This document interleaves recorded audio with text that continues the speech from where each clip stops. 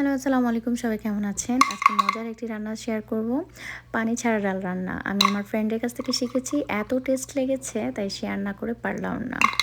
যাই হোক, ডালটি রান্না করার আগে ১ ঘন্টা ভিজিয়ে রাখতে হয়। ভিজিয়ে রাখার পর ডালটি দেখতেই পাচ্ছেন খুব সুন্দর নরম হয়েছে। তারপর বেশি করে রসুন কুচি দিতে হবে। এটার বিশেষত্ব হচ্ছে রসুন কুচি।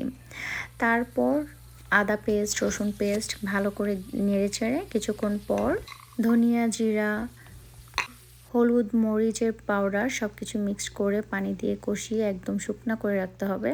তারপর ডালটা ঢেলে দিতে হবে। ডালটা কিছুক্ষণ নাড়াচাড়া করার পর একটু পানিটা শুকিয়ে গেলে, আমারটা যদিও শুকাতে পারিনি ভালো করে, শুকিয়ে গেলে আমি ঝাল পছন্দ করি। তারপর কাঁচামরিচ দিয়ে একদম লো আঁচে মিনিমাম আধা ঘন্টার মতো, আর আপনার ডাল দেখেই বুঝতে পারবেন ডাল সফট হয়ে গেলে ধনেপাতা দিয়ে কিছুক্ষণ মিক্সড করে তারপর উঠিয়ে ফেলতে হবে।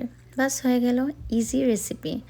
আর এটা এত টেস্টি, যদিও আমারটা একটু বেশ নরম হয়ে গিয়েছিল।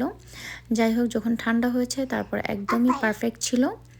খেয়েছি, এত ভালো লেগেছে। আমি আমার যখন ফ্রেন্ডের বাসায় গিয়েছিলাম, সে আমাকে বক্সে করে দিয়ে দিয়েছিল। এত ভালো লেগেছে, আমি আমার বাসায় বক্সে করে রেখে দিয়েছি। এই যে ফাইনাল লুক। মাশাআল্লাহ, অনেক ভালো হয়েছে। আপনারাও আশা করি এটা রান্না করে খাবেন। অনেক টেস্টি। থ্যাংক ইউ দেখার জন্য। বাই।